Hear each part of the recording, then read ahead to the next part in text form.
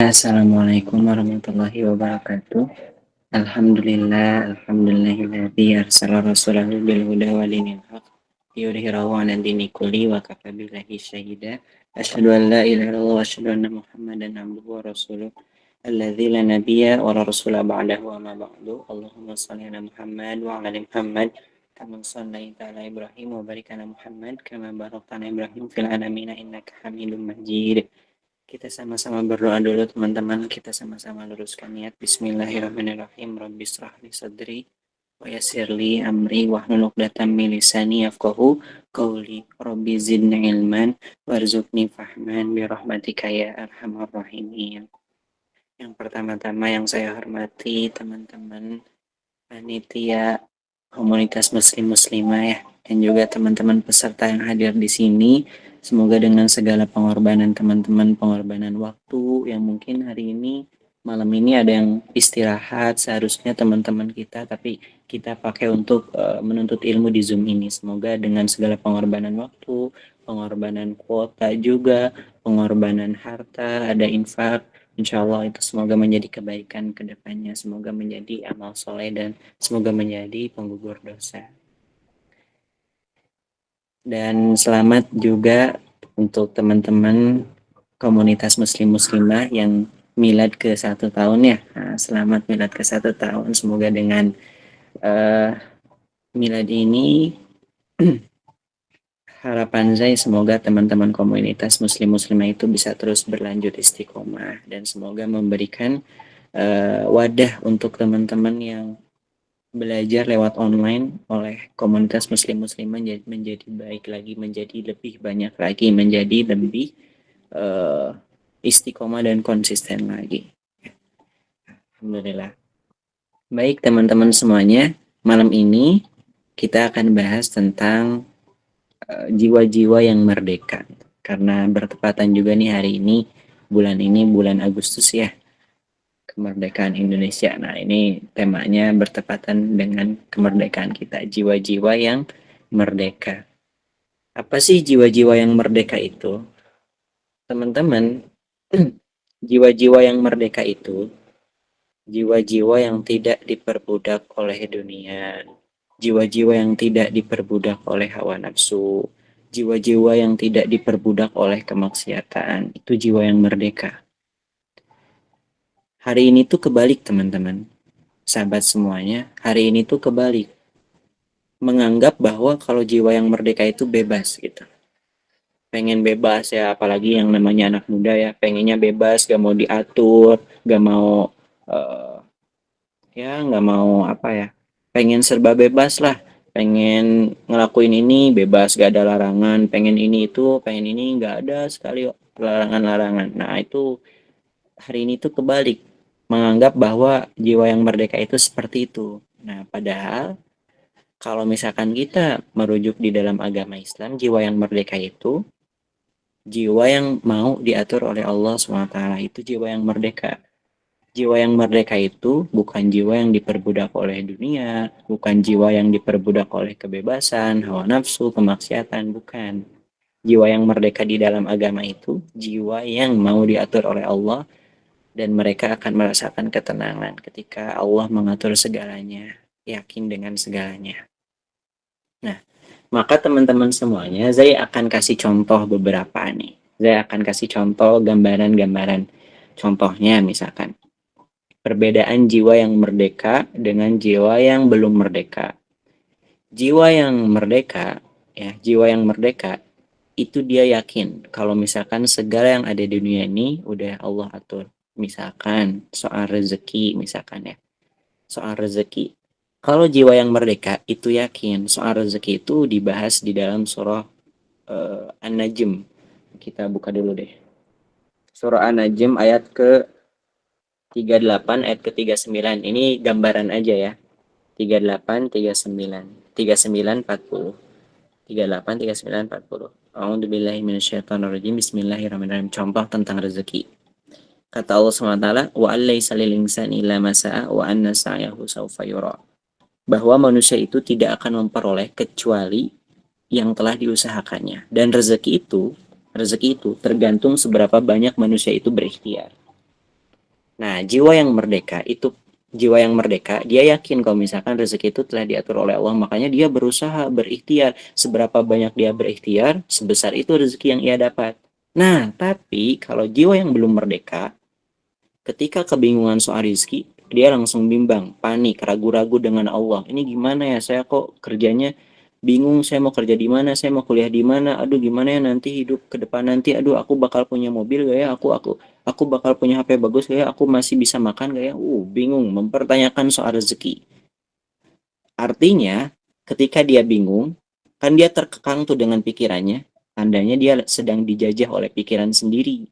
Nah, jiwa yang merdeka itu ketika pikirannya misalkan sedang panik, itu langsung diserahkan kepada Allah SWT. Dah, Allah aja yang ngatur. Makanya di dalam psikologi emosi, teman-teman, saya belajar juga di buku psikologi. Psikologi emosi itu ketika kita menghadapi ujian atau misalkan mendapati masalah misalkan itu berkumpul di dalam pikiran kita. Nah, kalau misalkan terkumpul banyak nih di dalam pikiran kita, kita nggak tahu ini mau kemana ini, udah numpuk banyak, itu biasanya kalau tidak diserahkan kepada yang maha mengatur Allah SWT, itu bakal terus membusuk di pikiran kita dan efeknya biasanya gak bisa move on dari masa lalu, gampang capek, gampang nyerah, gak mau mencoba, pikirannya kacau kemana-mana, sholat gak bisa fokus, mikirin kemana-mana, pikirannya udah membengkak dengan pikiran-pikiran masalah yang ia hadapi. Beda dengan jiwa yang merdeka. Ketika menghadapi masalah, menghadapi ujian, mereka langsung, dah serahkan aja kepada Allah SWT. Serahkan aja kepada Allah SWT, yang penting kita ikhtiar gitu ya, yang penting kita berusaha untuk keluar dari ujian, merdeka jiwanya, tenang. Nah, inilah perbedaan jiwa-jiwa yang merdeka dan jiwa yang belum merdeka. Tuh ya, mukadimahnya seperti itu. Baik, teman-teman, sekarang apa aja sih ciri-ciri jiwa-jiwa yang merdeka itu? Apa aja ciri-ciri jiwa-jiwa yang merdeka? Yang pertama, ciri jiwa-jiwa yang merdeka. Yang pertama di dalam kitab Syarah Arba'in An-Nawawiyah, hadis yang ke-12. Nah, ini kitabnya. Nah, yang pertama, ciri-ciri jiwa-jiwa yang merdeka, yang pertama itu di dalam Arba'in, hadis ke-12 tentang meninggalkan sesuatu yang tidak bermanfaat. Nah, seperti yang sabda Rasulullah SAW katakan, An Nabi Hurairah radhiyallahu an qala Rasulullah sallallahu alaihi wasallam min husnil islami mar'i tarkuhu ma la ya'ni. Jadi diriwayatkan dari Abu Hurairah radhiyallahu an bahwa Rasulullah SAW bersabda, kebaikan Islam itu atau misalkan jiwa yang merdeka itu ia bisa meninggalkan hal-hal yang tidak manfaat. Nah, sekarang kita evaluasi diri dulu. Apakah kita masih banyak melakukan hal yang tidak manfaat atau banyak melakukan hal yang manfaat? Contohnya apa ya? Nah, ini aja. Contohnya, selama 24 jam, satu hari itu kan 24 jam. Lebih banyak buka HP apa buka Quran? Kalau misalkan lebih banyak buka handphone, handphone gitu ya, Qurannya jarang dibuka, tandanya kita dijajah oleh handphone. Kita masih sibuk dengan urusan dunia. Contoh lagi, ciri-ciri orang Islam itu kan ciri-ciri orang bertakwa itu di dalam surah ke-8. Nah, kita buka surah apa ya? Surah ke-8. Surah Al-Anfal. Ah ya, surah Al-Anfal. Ini ciri-ciri jiwa-jiwa yang merdeka. Meninggalkan yang tidak manfaat. Nah, seperti di dalam surah Al-Anfal ayat kedua. A'udzubillahi minasyaitonirrajim. Bismillahirrahmanirrahim. Innamal mu'minuna alladzina idza dzukirallah wajilat qulubuhum. Nih jiwa-jiwa yang merdeka ciri-cirinya ketika dipanggil atau disebut nama Allah hatinya langsung bergetar. Contohnya azan. Kenapa disebut dengan azan? Berawal dari udhunun yang telinga yang bisa didengar. Azan kan sering kedengar gitu ya. Azan. Nah, azan misalkan Allahu Akbar 5 kali tuh Allah panggil dalam satu hari, subuh, duhur, asar, maghrib, isya. Seberapa banyak misalkan ya Allah manggil 5 kali itu dalam sehari, kira-kira seberapa banyak kita sholatnya yang tepat waktu? Seberapa banyak di antara kita yang misalkan sholatnya khusyuk misalkan ya, atau sholatnya sesuai dengan waktunya ya, tepat waktu misalkan. Nah, ketika dijajah ya, ketika jiwa-jiwa yang belum merdeka ini, ketika mendengar adzan itu biasa-biasa aja. Nggak ada lah bergetar hatinya seperti yang disebutkan di dalam surah Al-Anfal ayat 2 tadi.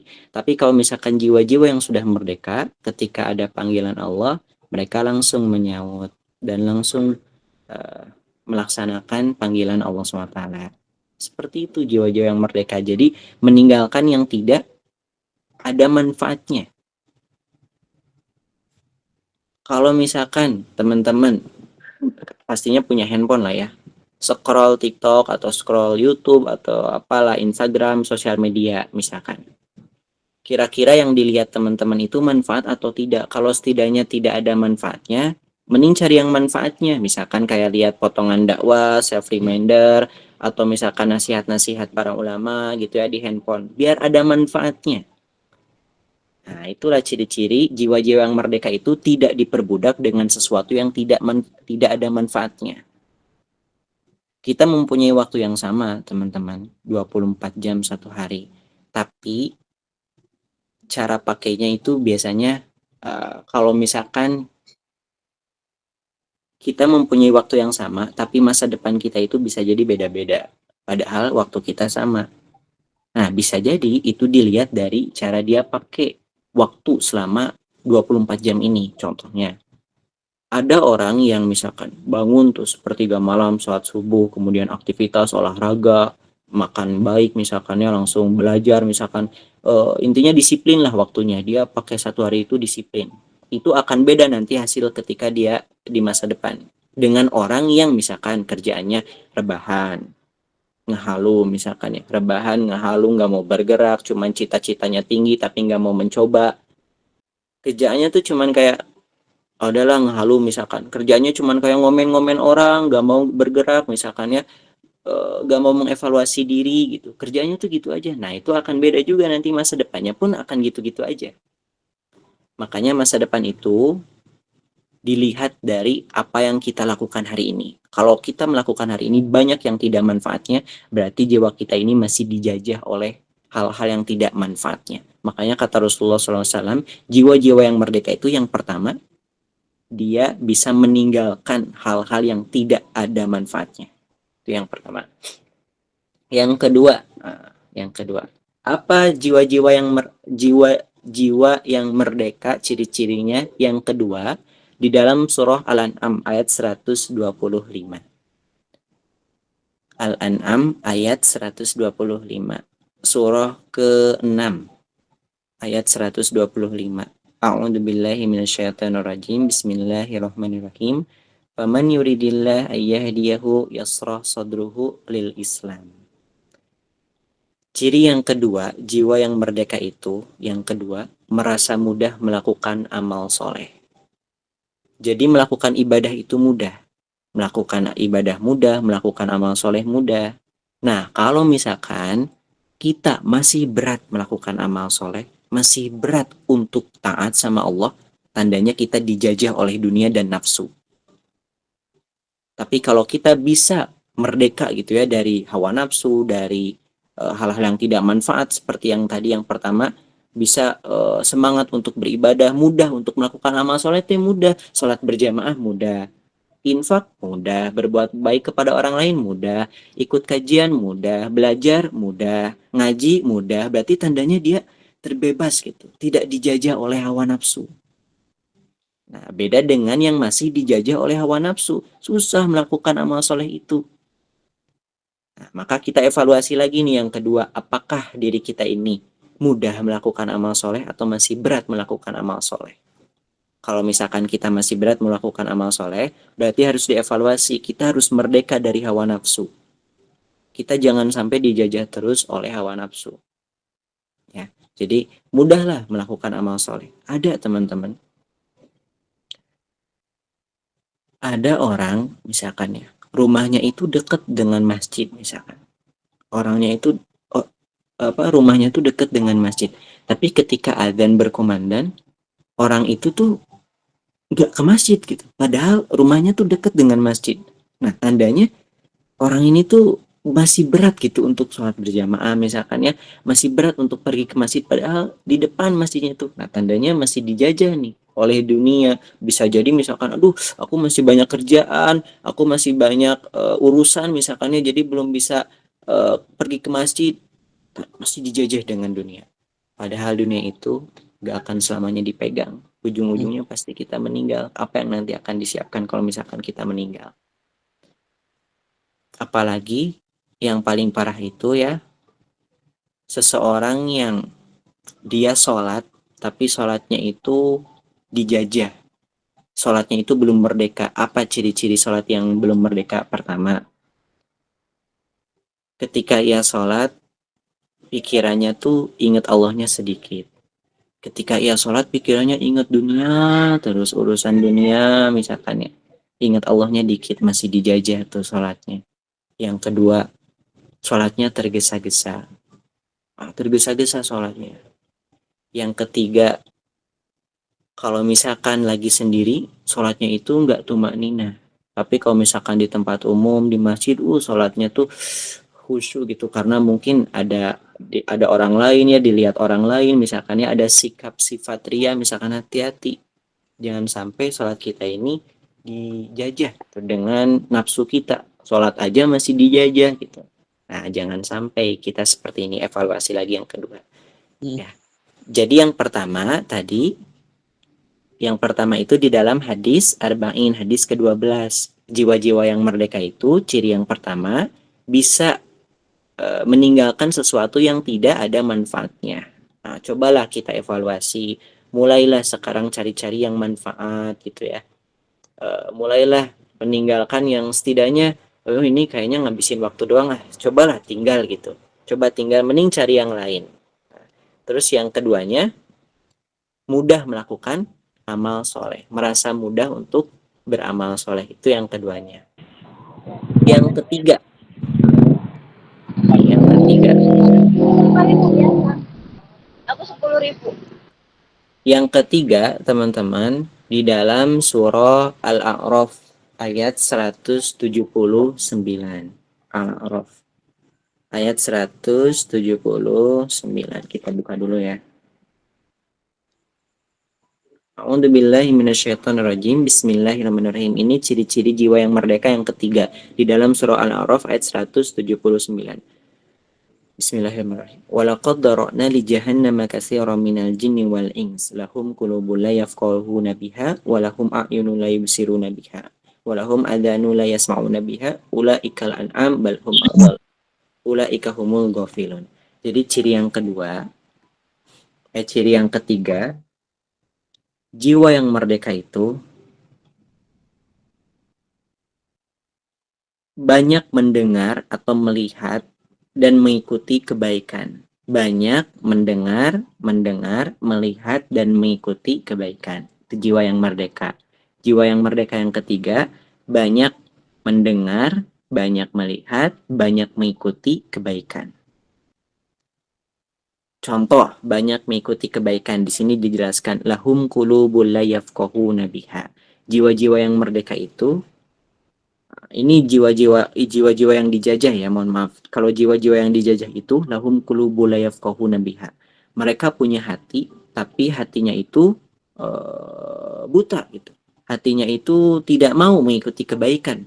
Hatinya itu tidak mau mendengar kebaikan, hatinya itu tidak mau menerima kebaikan, menerima nasihat itu tidak mau. Nah, ini yang paling bahaya ini ketika tidak mau mendengarkan nasihat. Wah, berarti hatinya ini tidak mau mengikuti kebaikan. Nah, jangan sampai kita ini sebagai umat muslim, belajarlah untuk sikap tawadu, belajarlah untuk sikap rendah diri ketika ada nasihat, ketika ada evaluasi, mudahlah untuk menerima. Nah, sama uh, Zai juga sama. Zai juga kan misalkan suka ada DM ini, suka ada pesan-pesan dari followers Zai, itu suka ada yang ngasih nasihat. Nah, terima lah, terima. Zai suka balas, oh, makasih akhi, makasih ukti gitu ya sudah mengingatkan, semoga menjadi evaluasi. Belajarlah menerima nasihat, belajarlah hati kita ini untuk selalu rendah diri gitu. Jadi jangan sampai diri kita ini merasa, oh, kamu siapa sih? Aku lebih baik misalnya. Nggak boleh. Kalau misalkan merasa seperti itu, nanti hati kita susah untuk mengikuti kebaikan. Nah, belajar rendah diri agar hati kita ini mudah menerima kebaikan, mengikuti kebaikan. Terus yang keduanya, apa tadi? Walahum a'yunul la yubsiruna biha. Nah, ini yang keduanya. Jiwa-jiwa yang merdeka itu, dia bisa menjaga pandangannya. Nah, dia bisa menjaga pandangannya. Kalau misalkan pandangan kita nih masih belum bisa menjaga dari hal yang haram, misalkan ya nonton film kotor, misalkan atau ya intinya hal-hal yang haram. Nah, kita masih dijajah nih oleh nafsu mata kita ini. Nah, kalau merdeka, saya yakin matanya itu akan selalu mengikuti kebaikan, melihat kebaikan. Dan yang terakhir walahum adanun la yasmauna biha. Begitupun telinganya. Teman-teman, telinga kita lebih banyak mendengar musik apa mendengar murotal? Telinga kita lebih banyak mendengar gosip apa mendengar nasihat? Lebih banyak mendengarkan gibah apa mendengarkan dakwah? Nah, itu harus dievaluasi misalkan, saya misalkan banyak sekali telinga saya mendengar musik-musik gitu ya. Saya mau ubahlah biar tidak dijajah oleh musik-musik, biar saya merdeka gitu ya dari musik-musik ini. Jadi berpindah mendengarkan yang baik-baik Al-Qur'an misalkan atau nasihat dakwah. Nah, belajar seperti itu. Itu yang ketiga. Nah, yang keempat, yang terakhir, teman-teman, yang keempat, yang terakhir, ini yang paling berbahaya, teman-teman. Yang paling berbahaya ya, kalau misalkan kita masih dijajah oleh ini luar biasa berbahaya sekali. Yang keempat itu ada di dalam Arba'in. Hadis yang kedua, hadis yang paling panjang, disebut dengan hadis iman, Islam, ihsan, atau disebut dengan hadis Jibril, yang berbunyi an Umar radhiyallahu an bainama nahnu julus inda Rasulillah sallallahu alaihi wasallam dzata yaumin idza tala alaina rajulun syadid bayadi siyabi syadid sawadi sa'ar la yura alaihi asaru safar wa la ya'rifuhu minna ahadun hatta jalasa ila nabiy sallallahu alaihi wasallam fa asnada rukbatayhi ila rukbatayhi wa wada'a kaffayhi ala ma fakhidayhi wa qala ya Muhammad akhbirni anil Islam al-Islamu an tashhadu an la ilaha illallah wa anna muhammadar rasulullah wa tuqima shalah wa tu'ti zakah wa tasawma ramadan wa tahjur bait in istata'na ila sabila. Kalau sodakta akhbirni anil iman al-iman wa antuminu billah wa malaikati wa kutubihi wa rusulihi wal yaumil akhir wa antuminu bil qadar khairihi wa syarrihi. Nah, ini yang ketiga. Akhbirni anil ihsan. Al-ihsan an ta'budallah ka'annaka tara fa illam takun tara fa innahu yarak. Jiwa yang merdeka itu yang terakhir, yang keempat. Setiap aktivitasnya merasa diawasi oleh Allah SWT. Setiap aktivitasnya merasa diawasi oleh Allah Subhanahu wa taala. Anta budallah karena kata rofa ilam takun tarofa innahu yarak. Nah, jiwa yang masih dijajah, jiwa yang belum merdeka itu, dia melakukan aktivitas itu merasa tidak dilihat oleh Allah Subhanahu wa taala. Jadi dia bebas gitu, melakukan maksiat bebas, melakukan yang haram tuh nggak ada ngerasa salah gitu ya. Dia biasa-biasa aja dengan maksiat, biasa-biasa aja dengan dosa. Nah, tandanya dijajah nih. Hatinya, jiwanya, pikirannya, dirinya itu dijajah. Nah, beda dengan yang merdeka. Kalau yang merdeka, di hatinya itu selalu ingat merasa diawasi oleh Allah SWT. Makanya lahirlah teman-teman di akhir zaman nanti, mohon maaf ya, di akhir zaman nanti itu akan banyak umat muslim yang jumlahnya banyak seperti buih di lautan, tapi banyak yang munafik juga. Apa maksud dari banyak yang munafik ini? Banyak umat muslim, orang beriman yang yakin Allah Tuhannya, Muhammad Rasulullah, kemudian Al-Quran adalah pedoman hidupnya, tahu hukum-hukum Al-Quran, hukum-hukum agama, tapi tetap melakukan maksiat. Contohnya misalkan soal eh, apa ya, gibah misalkan, contoh gibah. Faham gibah itu di dalam agama tidak boleh, dan dia faham gibah itu nggak boleh, tapi masih belum bisa meninggalkan maksiat gibah. Padahal dia faham. Nah, seperti itu ciri-ciri orang yang munafik itu. Misalkan contoh lagi, gibah itu, yang ngomongin soal gibah. Gibah itu dosanya itu nggak cukup tobat, teman-teman. Kalau di dalam Fathul Mu'in itu dosa gibah itu nggak cukup tobat, tapi harus didatengin ke orang yang udah kita gibahin, kemudian minta maaf dan bilang apa aja yang udah diomongin selama ngomongin itu. Jadi nggak cukup minta maaf, saya minta maaf ya gitu ya, soalnya udah gibahin kamu, nggak cukup. Harus dijelaskan juga itu beberapa jumhur ulama tuh menjelaskan bahwa di kitab Fathul Muin itu dosa gibah itu harus seperti itu gitu. Saking nggak bolehnya gibah gitu ya. Nah, ini misalkan faham hukum gibah, tapi tetap dilakukan. Terus contoh lagi, surat Al-Ahzab tentang aurat perempuan, ayat 40 berapa ya? Surah Al-Ahzab ayat 24 apa 40 berapa? Soal aurat, tentang aurat. Akhwat itu sebagai muslimah menutup auratnya harus syar'i misalkan. Nah, misalkan ada umat muslim tak pakai jilbab misalkan ya, misalkan masih pendek-pendek misalkan buka aurat misalkan, terus ditanya, kamu muslim bukan? Muslim. Kenapa kamu nggak dijilbab? Kenapa nggak ditutup aurat? Oh, belum siap. Nah, seperti ini. Jiwa-jiwa yang di dalam Al-Quran disebut munafik itu seperti ini ciri-cirinya. Faham gitu ya bahwa di dalam agama itu harus menutup aurat, bahwa membuka aurat itu dosa, tapi dilakukan gitu. Dan yang paling parah itu orang yang faham misalkan ya, menonton hal yang tidak baik itu dosa, menonton yang haram itu dosa, menonton film kotor itu dosa, tapi tetap gak bisa meninggalkan film yang haram misalkan. Ketika lagi sendiri melakukan maksiat, gak ada yang dilihat orang, melakukan maksiat.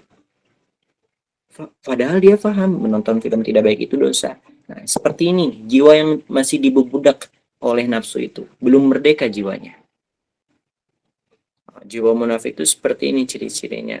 Atau misalkan contoh lagi, ada orang yang suka banget ngomentarin seseorang, nasehatin seseorang misalkan, kamu jangan gini, ini dosa, kamu gak boleh pacaran, misalkan pacaran itu dosa gitu misalkan ya, dakwah misalkan di sosmed atau bikin status, pacaran ini dosa misalkan, tapi di saat yang sama dia sendiri misalkan melakukan hal itu, memakan nasihat sendiri, belum merdeka jiwanya, masih dijajah oleh nafsu. Makanya ketika menasihati orang, ujung-ujungnya memakan nasihat sendiri. Orang seperti ini, yang keempat ini ya, yang terakhir, kalau misalkan masih dijajah oleh hawa nafsu, sampai tidak ada rasa dilihat oleh Allah SWT setiap aktivitasnya, nah, dia munafik itu, yang tadi munafik itu hukuman munafik itu, kalau di dalam hadis itu, orang-orang yang munafik itu ya, hukumannya itu ketika di akhirat kelak, dikumpulkan kan banyak orang, itu pertama, semua aibnya itu dia akan diperlihatkan. Contoh misalkan, pernah nonton film kotor sembunyi-sembunyi, pernah melakukan maksiat sembunyi-sembunyi, semua diperlihatkan. Pertama, aibnya diperlihatkan. Yang kedua, siksaannya itu, kalau misalkan orang yang munafik ya, itu si badannya dibelah gitu, bukan dibelah, disobek. Nanti si organ isi perutnya itu dikeluarkan sambil berlari-lari. Kemudian ditanya nanti sama banyak orang, kenapa antum misalkan lari-lari sambil bawa organ dalam tubuh, misalkan bukannya antum dulu waktu di dunia itu sering menasehati ya? Oh iya, betul. Saya di dunia sering menasehati, tapi kadang saya memakan nasihat sendiri. Saya suka munafik gitu. Nah, ini belum merdeka dengan jiwanya. Masih termakan nafsu, masih termakan tidak merasa diawasi oleh Allah SWT. Masih dijajah oleh hawa nafsu, masih dijajah oleh syaitan gitu. Nah, inilah teman-teman, kalau misalkan kita ingin merdeka, maka yang terakhir nih, yang keempat, selalu merasa diawasi oleh Allah SWT, biar setidaknya setiap aktivitas kita itu tidak berani menyentuh hal yang haram, tidak berani melakukan maksiat. Itu jadi ada 4 poin. Yang pertama, ciri-ciri jiwa yang merdeka itu, yang pertama, meninggalkan sesuatu yang tidak ada manfaatnya. Di dalam itu apa? Referensinya di dalam Arba'in hadis ke-12. Kemudian yang keduanya, sering mendengarkan mudah melakukan amal soleh. Surah Al-An'am 125. Kemudian yang ketiganya tadi, banyak mendengarkan kebaikan, mengikuti kebaikan, dan melihat kebaikan. Seperti di dalam surah Al-A'raf ayat 179.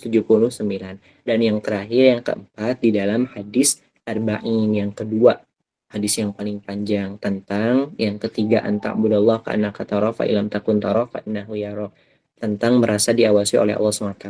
Nah, ketika 4 poin itu kita berhasil nih, misalkan bisa berubah, bisa lebih baik, tandanya kita bisa merdeka, tandanya kita telah merdeka gitu.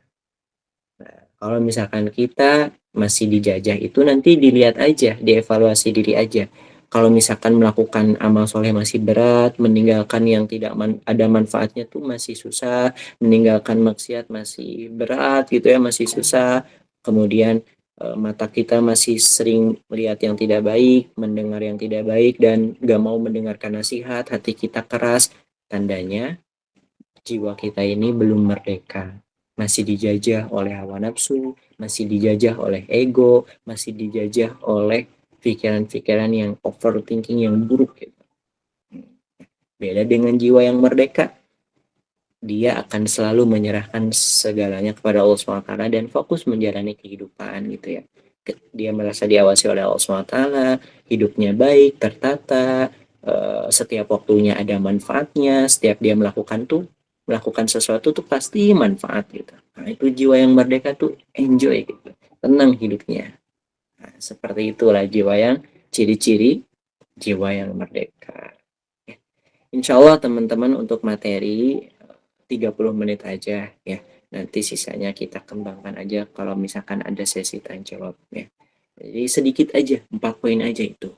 Karena yang saya mau itu, harapan saya itu setelah kajian ini, meskipun online ya, bisa diamalkan. Karena percuma kalau misalkan kita udah catat, kita udah mendengar ilmu, tapi susah untuk diamalkan, masih berat untuk diamalkan. Berarti hati kita ini perlu ditanya.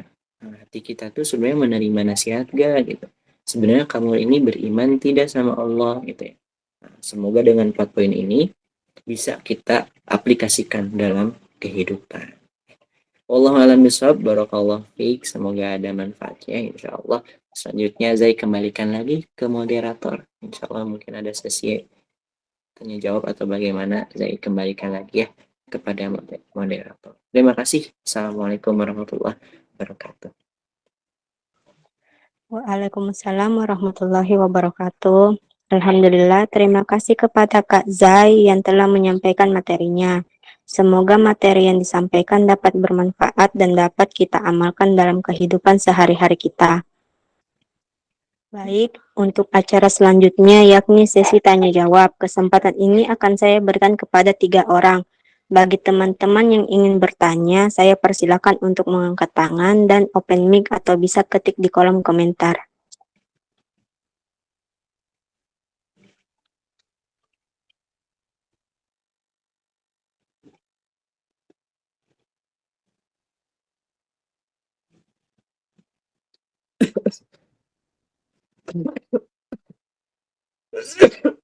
Aduh, astagfirullah. Izin minum Baik, ya teman-teman. Baik, saya persilakan kepada Aprilia Saputri untuk bertanya. Monggo, monggo. Terima kasih, Kak. Assalamualaikum warahmatullahi wabarakatuh. Waalaikumsalam warahmatullahi wabarakatuh. Maaf, Kak, bentar. Saya grogi banget, bentar ya.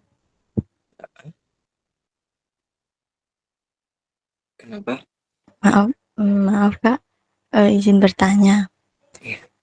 Kita kan sebagai rakyat itu harus punya rasa cinta tanah air. Bagaimana cara menumbuhkan cinta tanah air itu di hati kita, Kak? Terima kasih. Masya Allah. Nah, baik. Kita kan sebagai rakyat katanya ya, sebagai masyarakat gitu, harus cinta dengan tanah air. Nah, bagaimana cinta dengan tanah air kita ini gitu ya? Bagaimana cara mengaplikasikan cinta kita kepada tanah air? Teman-teman, kita kan hidup ya sama-sama hari ini di negara kita tercinta, di tanah air kita tercinta. Agar negara kita ini ada manfaatnya, negara kita ini ada manfaatnya gitu. Maka teman-teman, berkaryalah hari ini. Itu salah satu cinta dengan tanah air. Berkarya teman-teman. Jangan sampai kita menjadi hanya sebagai penonton aja di masyarakat ini. Tidak, kita harus jadi orang yang hebat gitu di masyarakat ini. Di tanah air ini, kita berdiri di tanah air ini harus jadi orang yang hebat, harus jadi orang yang punya pengaruh besar. Misalkan berkarya memberikan manfaat untuk tanah air kita, misalkan ya, mengajak kebaikan kepada teman-teman kita yang sama ada di tanah air kita. Nah, itu salah satu kita cinta, aplikasi cinta kita kepada tanah air, memberikan manfaat yang baik untuk tanah air kita. Contohnya misalkan seperti para pahlawan misalkan ya, atau para ulama misalkan. Contoh para ulama deh. Para ulama salah satu cinta kepada tanah air. Para ulama ini mengajarkan ajaran Islam gitu ke banyak penduduk tanah air Indonesia ini. Memberikan ajaran Islam agar apa? Agar negara ini menjadi negara yang Islam, semua aturannya baik, gak ada yang curang, tidak ada apapun, bersama masyarakat itu saling memberikan kebaikan. Nah, tandanya ulama ini tuh berhasil memberikan cinta kepada tanah air dengan cara dakwahnya. Dan gak hanya dakwah, teman-teman mau berkarya misalkan sebagai penyanyi, di sini ada yang suka nyanyi misalkan, sebagai penyanyi, jadilah lah penyanyi yang bagus, penyanyi yang terbaik, dan banggakan negara kita dengan suara kamu. Jangan hanya penyanyi, contoh lagi, pembisnis atau misalkan modeling. Nah, di sini ada akhwat yang sebagai modeling. Nah, cobalah bikin model yang muslimah gitu. Model syar'i tapi kece gitu, bagus misalkan. Modeling syar'i, modeling bagus, dan memberikan agar dikenal banyak orang bahwa negara ini lahir nih para akhwat-akhwat yang model bagus gitu. Kostumnya syar'i, modelnya bagus, itu ada di Indonesia. Tandanya kamu berhasil mencintai tanah air dengan karya model kamu. Banyak lah. Tidak hanya model, tidak hanya dakwah, dan banyak gitu ya. Seperti itu. Wallahu a'lam bishawab. Silahkan. Ada siapa lagi berarti ya? 2 lagi ya? Silahkan. Benar, Kak.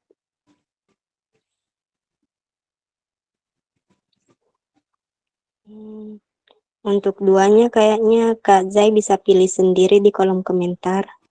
Di kolom komentar. Di mana ya lihatnya? Ini ya. Baik. Ini ada nih, panjang, siapa ini? Queen V ya.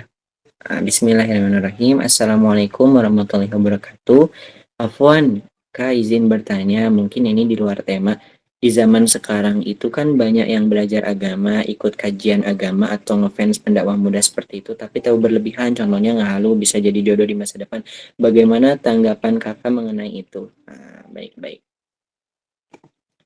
Sekarang kan lagi rame ya, misalkan kajian-kajian, atau enggak misalkan ada kayak pendakwah-pendakwah muda yang jamaah itu ketika ikut kajiannya itu malah jadi menghalu gitu, bukan menuntut ilmu, malah jadi menghalu pengen mendapati seseorangnya gitu ya, bukan ilmunya. Nah, bagaimana tanggapan Zai? Kalau tanggapan Zai, biasanya teman-teman ya, mohon maaf sekali, biasanya yang ikut kajian seperti itu biasanya di kalangan orang-orang yang masih awal belajar agama, masih hijrah. Makanya ketika ikut kajian itu beda dengan orang yang udah belajar agama banyak, apalagi dari pesantren. Yang dari pesantren pasti ketika belajar itu yang dicari ilmunya. Nah, siapapun yang menyampaikannya, niatnya pun ingin mencari ilmunya. Tapi beda dengan teman-teman kita yang di luar sana mungkin gitu ya. Ada yang baru hijrah dan masih bersyukur, kalau tanggapan Zai, masih bersyukur dia mau ikut ke kajian. Biasanya anak muda hari ini tuh susah untuk datang ke kajian itu. Nah, dengan adanya misalkannya kajian-kajian yang bukan di masjid-masjid, misalkan di hotel-hotel, dan bahkan dihadiri oleh pemuda-pemuda, pendakwah-pendakwah muda misalkan, jadi banyak tuh yang ikut kajian. Masih bersyukur mereka mau ikut kajian. Pertanyaan soal dia ikut kajian karena ingin ngehalu misalkan, karena apa? Gak apa-apa gitu ya, mungkin didoakan aja. Baru awal-awal mungkin karena baru hijrah gitu. Karena Zai juga sama banyak. Nah, Zai juga sama banyak ketika ngisi kajian itu yang hadir itu yang nyatetnya beberapa orang, yang ngeliatinya sambil foto-foto gitu ya, sambil dibikin statusnya itu banyak juga. Nah, cuman sama Zai dibimbing pelan-pelan. Yuk lurusin niatnya, belajar agama jangan karena ingin bertemu Zai misalkan ya, karena ingin foto jangan gitu. Nah, diluruskan, didoakan, diluruskan, dibimbing. Karena teman-teman ini tuh wadah anak-anak muda hari ini tuh kita semua itu wadah untuk masa depan kita. Dan bagus kalau misalkan banyak anak muda yang ikut kajian meskipun ya niatnya mungkin masih kemana-mana, gak apa-apa didoain aja terus dibimbing. Karena jangan sampai anak-anak muda nih biasanya yang baru hijrah dikomentari seperti ini. Ah, ikut kajianku karena FOMO, misalkan FOMO ikut-ikutan doang. Ah, kamu ikut kajian karena pengen ketemu Ustaz aja. Bisa jadi kalau dia sakit hati dan dia nggak mau ikut lagi kajiannya, dosa ke kitanya. Gara-gara lisan kita menyakiti dia dan dia nggak mau ikut kajian lagi gara-gara lisan kita misalkan. Jadi dosa ke kitanya. Dan dia misalkan nggak mau lanjut lagi ikut kajian, nggak mau lanjut lagi belajar-belajar agama karena misalkan dia baru pertama kali ikut kajian belajar agama karena mungkin mengidolakan pendakwah muda, baru ikut pertama kali. Ternyata ada yang nyinyir, ikut kajian karena pengen update, ikut kajian karena FOMO. Kalau sakit hati gimana misalkan ya? Akhirnya udahlah nggak mau ikut kajian lagi. Hilang deh. Teman kita yang baru hijrah hilang. Nah, makanya kalau tanggapan kakak didoakan aja. Terus dirangkul gitu. Orang-orang seperti ini tuh yang baru-baru hijrah tuh harus terus didorong. Karena mungkin gitu ya mereka baru belajar, mungkin mereka baru pengen tahu agama gitu ya, mungkin belum ada kesempatan belajar-belajar. Nah, dengan niatnya yang mungkin yang lain didoakan aja, dibimbing terus. Nah itulah ya tanggapan dari Azai. Allah malam bisawab. Silahkan ada lagi yang ketiga. Duh, izin minum lagi ya. Maaf Kak Zai. Iya. Pertanyaannya bisa ditambah 2 lagi. Apa?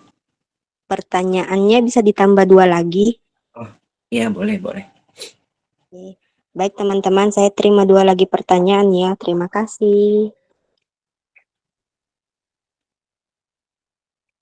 Boleh silahkan siapa?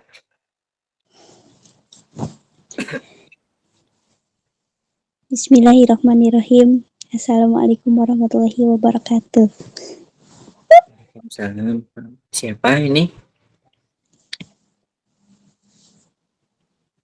Apaan Kak, izin tanya. Nama saya iya. Naila. Izin Naila. tanya.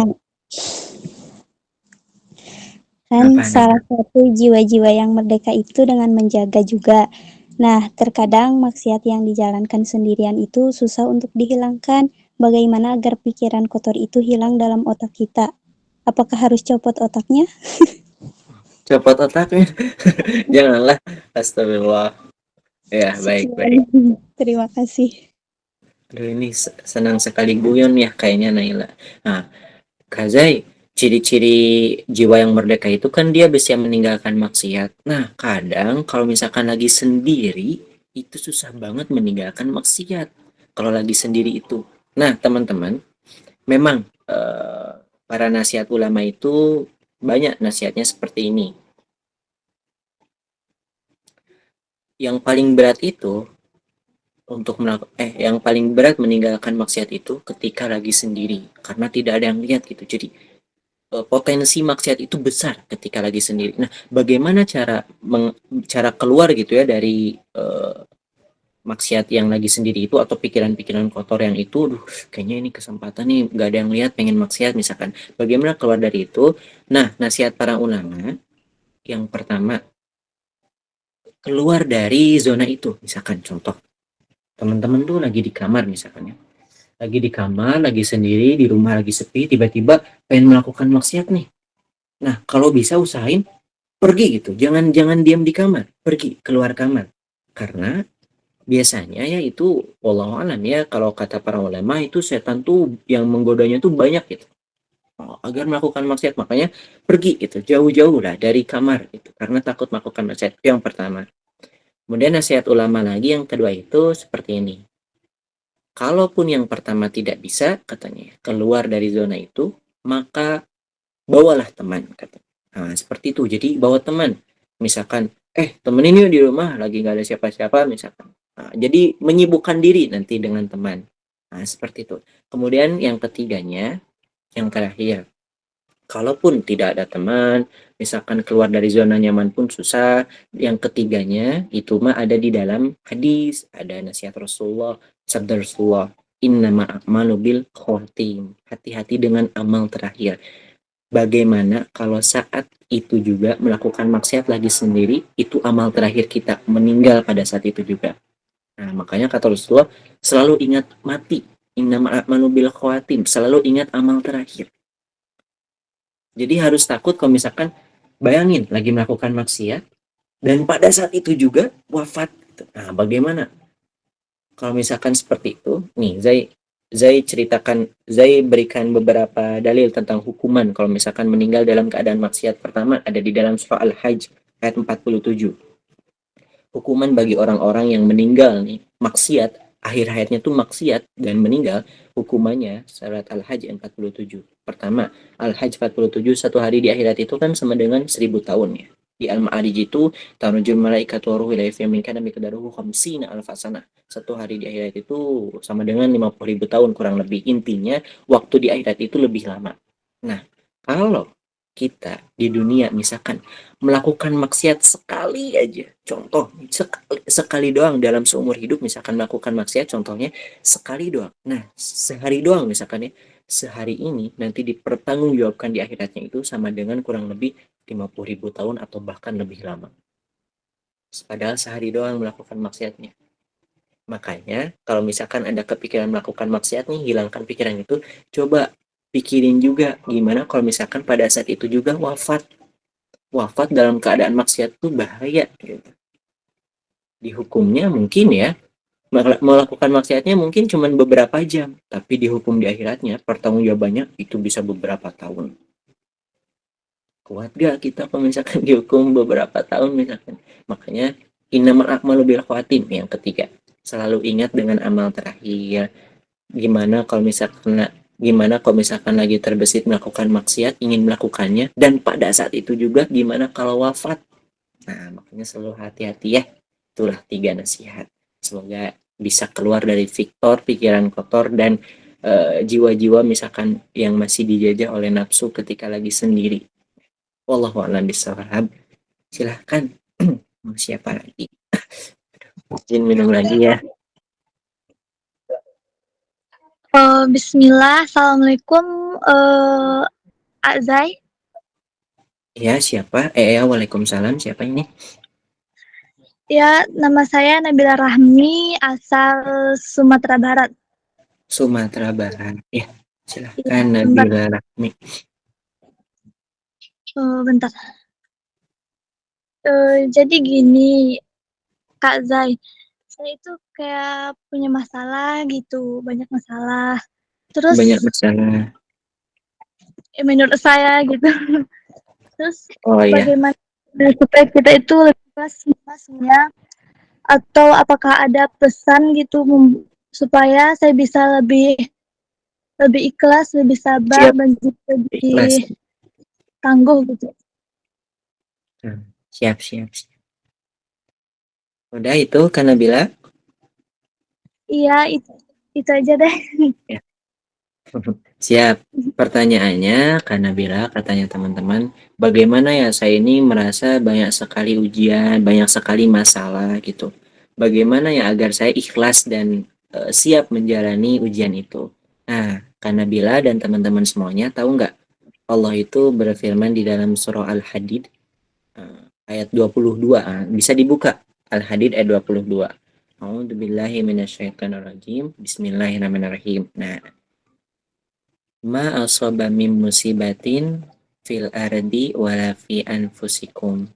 Ma asaba min musibatin, tidak ada bencana ataupun ujian yang ada di dunia ini, masalah yang ada di dunia ini, fil ardi wala fi anfusikum, atau yang menimpa diri kamu, menimpa dirimu, menimpa Nabila, menimpa teman-teman, menimpa kita, illa fi kitabin min qabli ayya an nabra'aha, kecuali semuanya telah tertulis di kitab Lauhul Mahfuz. Jadi seperti ini Kak Nabila dan teman-teman semuanya.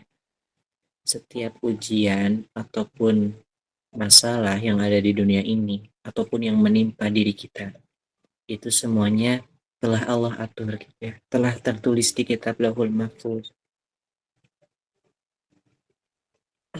Dan kemudian bagaimana Kak Zai kalau misalkan agar kita bisa ikhlas gitu.